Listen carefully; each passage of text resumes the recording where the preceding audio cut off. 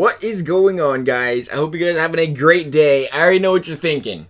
It's day 3, and Legacy's already complaining about the game. What a surprise. What a surprise. I was trying to give NHL a chance. I still am. I'm telling everyone, give NHL a chance. It's still 3 days in. Things can be updated. And I always try to tell people, don't jump to conclusions right away. But things do need to be addressed. And yeah, we're going to get the stick lifts. And yes, we're going to get to the AI. But it's just, all this gameplay stuff is so broken. At least in 3v3 World of Chel. I don't play as much of the other stuff because I don't have enough friends to play 6 players. What can I say? And I don't like playing humans against 5 other computers, which we're gonna get to talk about, them lovely AI. But let's just talk about this World of Chel stuff. You can go grab a 6'10 guy, you're fast, you can shoot, you can poke, you can do pretty much anything. Then you're a 5'8 sniper, you're missing the net, you feel slower, your endurance just doesn't seem there, your endurance is supposed to be maxed out, but for some reason, these 6'10ers are catching you from behind, they're knocking you off the puck, making it look easy. I want to talk about game balance so badly, but that is another 50-minute video that I just don't have time to all talk about all at once. If you guys want to hear something, I'm probably going to do it just because it's driving me up the wall. The game balancing is, I just can't stand it. I could be wrong. Maybe you guys feel differently about it, but it just doesn't make sense. But don't worry, you can be 5'8 this year, because the AI is supposedly less aggressive this year. Supposedly less aggressive. I disagree. Again, they was addressing this in the 3v3 World of Chel because the AI would always jump up into play, and I'm going from the World of Chel standpoint.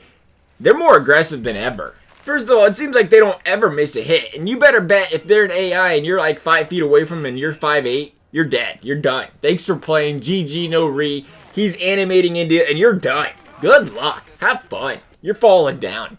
And that is where I have a problem with the whole catching from behind thing. I've noticed using a smaller guy, even if you want to like quickly turn a circle or something and skate backwards, get out of the way or something, this AI is keeping pace with you. No, he should not be keeping pace with you. If you're supposed to be this fast small guy and he's supposed to be this big clunky hitter guy, he shouldn't be keeping up with you, especially on the breakaways. You see these guys running up from behind you on the breakaway. The whole point of this custom build stuff was so you had this kind of diversity where everybody wasn't walking around with power forwards all day because the power forward was so OP last year because it was big, they could hit, they could run, they could do everything. There was no reason to be a small guy in a big game because you just couldn't compete because you were so much smaller and had, you know, for whatever reason, a power forward, you could run around. I'm telling you, we're going to do a series. We're going to try it running around with enforcers this year and just seeing how effective it is. Maybe it's not as bad as, I don't know, a power forward that's like, or good as a power forward that goes like 6'8", 520 or something, but that'd be a very hefty power forward. And you would be very powerful. But it feels like once again we're in this game where you got to be a big guy or you're irrelevant, and it's not supposed to be like that. Again, I'm getting into the balancing thing. I'm getting getting distracted. Sorry, it's been on my mind since like, when the beta come out? What was we talking about? The AI on 3. Supposedly it's less aggressive, right? But for whatever reason, I've played a lot of games with 3 so far, and every time you go up into play, if you're playing with a computer defenseman, you best bet he's going up into play too. He joins the rush every time. Then he stops like midway. You're almost forced to play defense. I honestly feel like if I'm not playing defense for the computer, it's a breakaway.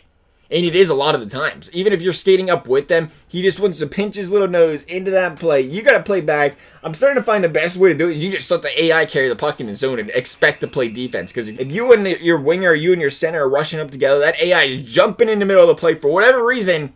You turn the puck over and thanks for playing. I don't understand it. They was, oh, the AI is better and we fixed it so he's less aggressive. He's just as aggressive, if not more aggressive, this year than he was last year. It blows my mind. I really, really, really hope you can fix this. Please and thank you, EA. It's not all about just complaining it. I would like some things fixed. Can I put in a request? A request for an AI that doesn't think he's 18-year-old Eric Carlson? I don't know. Tell me about it, EA. What about the no more spam pokes? Everybody doesn't love it because you can't spam poke anymore. Guess what? I got a tip for you guys. If you haven't figured it out yet, EA didn't really fix this problem. They just deflected it somewhere else. You know, they kind of cleaned up the dirty mess in one room, threw it in another room. Because spamming the hits and stick lifts is absurd. I went around 4 straight games yesterday. No lie here. 4 games in a row. I was just flailing stick lifts, man. I was swooping in there. Looked like a guy was coming down like a little birdie coming down there stealing your candy out of your hand and flying away. I was just going anywhere I could. Anywhere I'd get close, I just spammed that A button trying to stick lift the guy. It was atrocious because it was actually kind of funny. I was having a good time with it. I'm not going to lie. But it's crazy. 4 straight games I did this. No penalties. It took till the 4th game I finally took a penalty doing it. You literally don't take penalties with a stick lift. It's the new spam poke. And if you don't need to spam the stick lift, you spam the hit. Because once again, you don't take a lot of penalties spamming the hits either. You can just hit and knock somebody down anywhere in this game. The spam hits, the spam stick lifts, we don't need a spam poke check. The only thing we're missing here is, I don't know, it's like you have to use, instead of spamming just the poke check, you gotta, if you want to poke check from behind now, you just spam the hit. If you want to stick lift or do anything else, you just spam the stick lift and you're fine. You don't have to worry about it. I think it's easier to stick lift than it was the poke check just about from last year. Like, you could spam the poke pretty bad last year. I think you could spam the stick lift even worse. Like I said, 4 games, I probably hit that stick lift button 80 times. And we just touched on it with hitting. It's back. I'm glad hitting's back. I'm glad you can spam poke check, or not spam poke check. I'm glad you can stick lift. Don't get me wrong here. It's great that you can stick lift. It's great that you can hit. It'd be great if you can poke check. It'd be great if you can do all 3 and use them in certain areas. If they could somehow figure out that you don't have to spam their stick lift everywhere on the ice, and the same with the hitting, the same with the poke check, you actually use them in different areas of the ice, in different opportunities, and you actually have to use all 3 of them, the game would be great. You got to make it where you can actually go out there and properly use every single function of defense. And right now it just feels like you only use one, and you only try to use one. And it's been like that for so many years, and finally they addressed that. There's always going to be people that are going to spam and whatever else not, but penalize them. Penalize somebody that wants to spam anything. Make them use it when you're supposed to. But the hitting's back. And I'm not a game programmer, and I really do feel like they was just like, let me go out there. Let me change the stick check button with the hit button, and we're good to go. Because hits from behind are ridiculous. There's nothing that drives me more up the wall than poke checks from behind and hits from behind. When's it happen in hockey? When does a 6'6 player, 6'4", catch the little 5'11 guy from behind, and then not only catch him, but he'll push you off the puck? Just give you a little nudge and push you off the puck. I understand, like, if you go, I mean, let's put it this way. You go running up from behind on somebody and you push them in the back, especially on skates. Are they falling over? You just give them a little momentum boost. Unless you're getting a lot of speed from behind, and you shouldn't be because he's smaller than you and he's quicker than you, it's not going to happen. I'm all for having stick checking. I'm all for having hitting. I'm all for having spam poke. I could care less if it's realistic. It's not realistic, though. This is a very unrealistic game when you're allowed to do every single little thing like that and nothing happens. It does not make sense to me. I rage quit off this game yesterday because of how much it did. I didn't actually rage quit. The controller's still in one piece. Don't worry about that. Although it doesn't ever seem to work properly for some reason. Still in one piece. I'm just frustrated. I can't wait for the next tuner update. Maybe the tuner update will fix it. Maybe we're going to get one. They haven't given us a date on the tuner update, so we might be waiting like a month or 2 or, next year. The last thing I want to touch on is breakaways. We did a video on it, on how to score on breakaways. There was some people that weren't happy, and I understand it. I'd be one of them guys too. Don't teach people how to glitch goal. It's terrible. It ruins the game. I brought it up in the video. I didn't make it because of teaching you how to glitch goal. I would not make a video teaching you how to glitch goal in a 6v6 game where it's contested and you can just glitch it from anywhere if there's 20 people around you or whatever.